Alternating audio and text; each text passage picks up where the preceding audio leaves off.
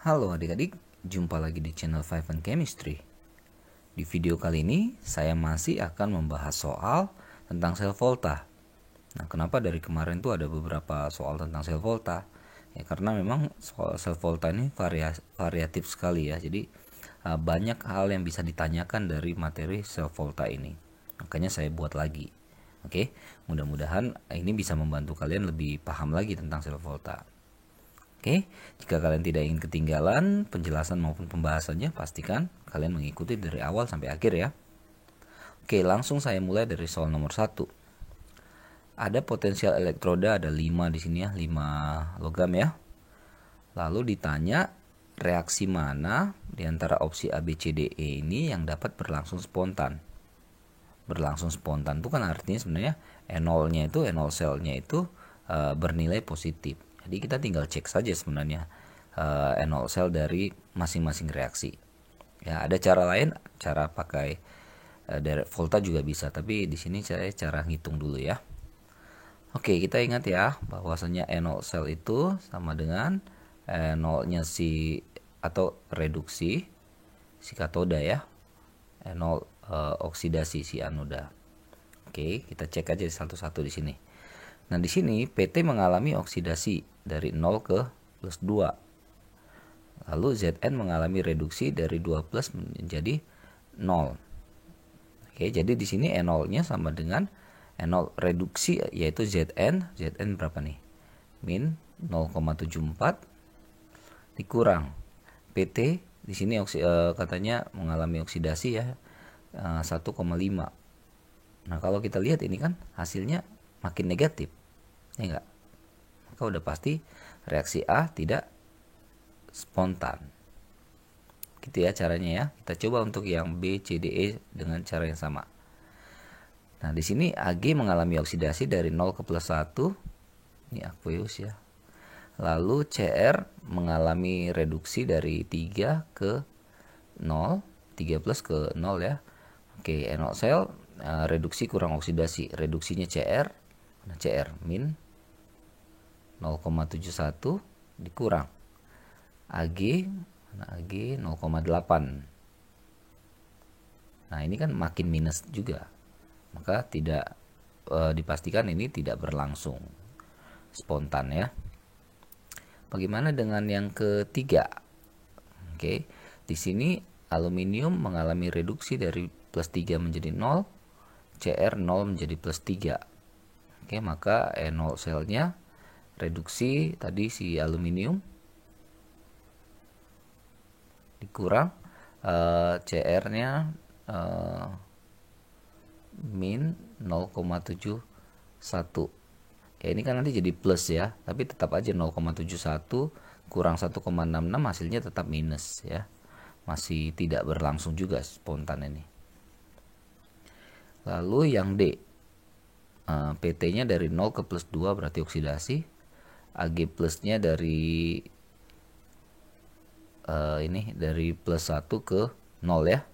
Berarti yang mengalami reduksi si Ag. Mana Ag-nya 0,8. 80 ya. Kurang PT-nya mengalami oksidasi katanya 1,50. Nah, jelas ini hasilnya juga negatif ya. Nah, yang E, aluminiumnya dari 0 ke plus 3 oksidasi, Cr plus 3 ke 0 reduksi. Berarti Cr-nya min 0,71 dikurang aluminiumnya min 1,66. Nah, ini kan kalau nanti jadi plus di sini berarti 1,66 dikurang 0,71 hasilnya akan positif. Maka yang berlangsung spontan adalah yang E. Begitu ya cara-caranya ya. Jadi nggak usah dibalik-balik angka-angka ini, ikuti aja ya sudah, sesuai rumus saja. E0 sel sama dengan E0 reduksi kurang E0 oksidasi yang menghasilkan E0 sel positif, berarti reaksinya berlangsung spontan ya. Itu artinya aluminium dapat menggeser krom dari larutan Cr3+ ini.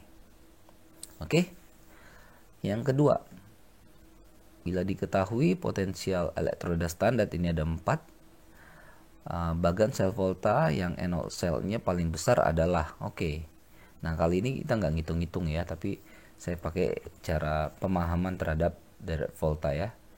Yang pasti kita harus tahu, kalian harus tahu posisi dari keempat logam itu di deret volta. Semakin kanan kan makin positif, maka pasti Cu yang paling kanan ya. Semakin kiri semakin negatif, berarti Al di sini. Lalu Zn di sini. Lalu di sini ada Ev. Nah, ditanya NO cell-nya yang terbesar itu, ya secara gampangnya yang terbesar itu adalah pasti cari aja yang paling ujung ke ujung kan, selisih. Nah, ya, jadi ujung ke ujung. Nah, di sini aluminium mengalami oksidasi, kan sebelah kiri oksidasi ya. Sebelah kanannya Cu mengalami reduksi. Ya, kita lihat saja jembatan garamnya yang mana, yang aluminium di kiri oksidasi, di kanan reduksi. Nah, itu ada di opsi yang D. Kirinya aluminium, Al ke Al3+ oksidasi, Cu2+ ke Cu reduksi. Ini bisa dibilang cara cepat ya, tapi cara cepat karena kita memahami konsep dari deret volta itu sendiri. Semakin ke kiri mengalami oksidasi, semakin ke kanan mengalami reduksi. NO cell terbesar berarti yang negatifnya paling negatif, yang positifnya paling positif, itu udah pasti ya. Sedangkan jembatan garamnya yang sebelah kiri oksidasi, sebelah kanan reduksi. Diperhatikan juga ya reaksinya ya, karena yang E ini mirip kan aluminium dengan tembaga, tetapi di sini di kiri itu reaksinya ini salah. Ini reaksi reduksi ya, +3 ke 0 kan reduksi. Oke, jadi ini opsi jawabannya yang tepat adalah dadu. Lanjut, dua lagi. Soal nomor 3 beda lagi nih ya. Jika diketahui potensi reduksi logam, ini ada 3 ya, dianggap X, Y, Z. Susunan logam X, Y, Z dalam deret volta berdasarkan urutan sifat reduktor yang semakin kuat. Oke, reduktor semakin kuat itu berarti di sebelah kiri ya. Semakin kuat sifat reduktornya, semakin mudah mengalami oksidasi. Ini harus kuat di sini ya. Reduktor semakin ke kiri, semakin kanan kan semakin mengalami reduksi ya. Yang mengalami reduksi itu oksidator.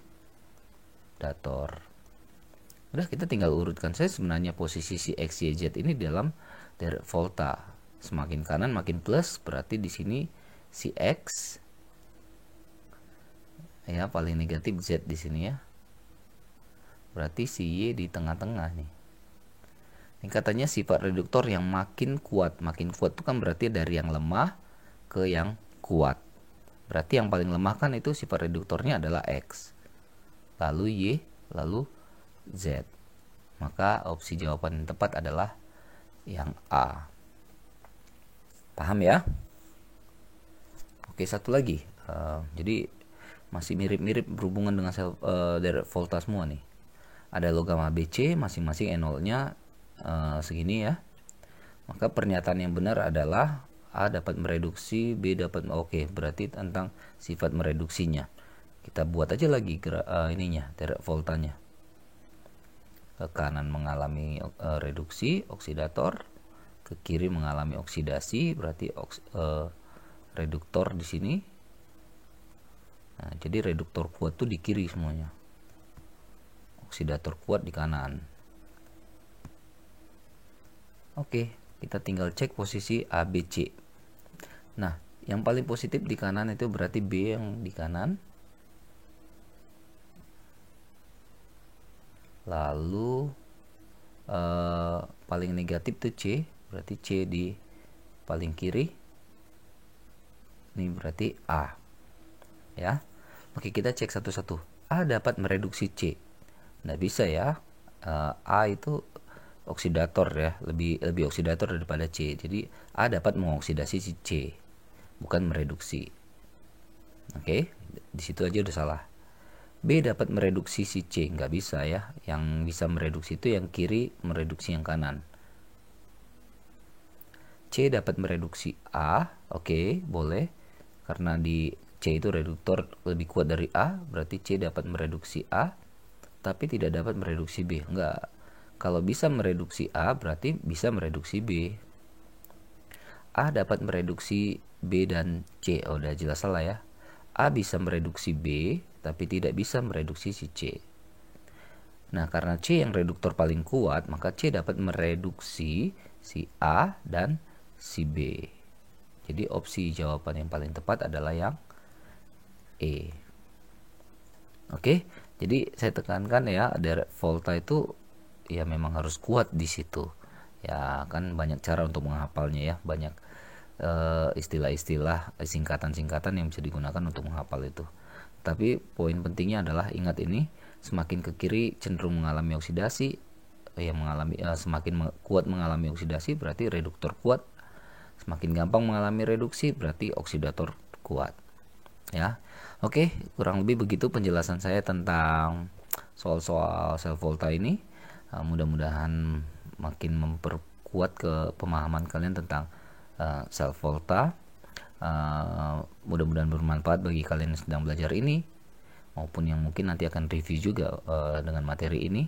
Maaf kalau ada salah-salah atau kekurangan. Pastikan update, cek terus video-video selanjutnya di channel Five Chemistry. Bye bye.